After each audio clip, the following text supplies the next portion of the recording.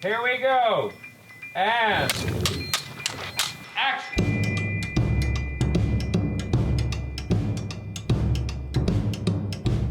Asteroid City, we wanted a slightly exaggerated desert to set a play. I had a thought that we might find a place that was very, very flat and open and build our rocks and build our town.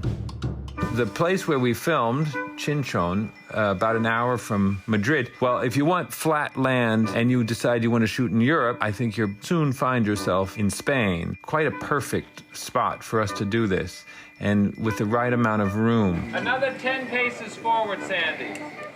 You see that wonderful crackly patch right out there between the dead cactuses and the dried up riverbed? I think so. That's your parcel. We laid it out and we made miniature rocks and we figured it out for the location. We had originally looked at locations. Ultimately, the more time we spent looking at images of different places, the more I started to feel like I wanted a bit of each rather than building it in a real landscape, to instead create a bit of the landscape as part of the play. Lunchtime, line up single file. Lunchtime, line up single file. Lunchtime, line up single file.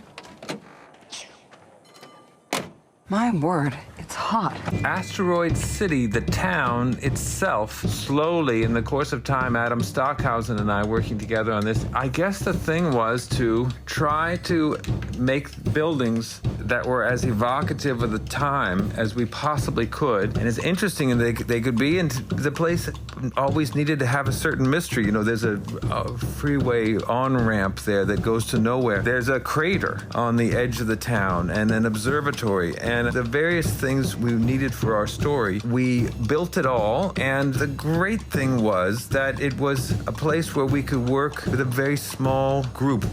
Which way did he go?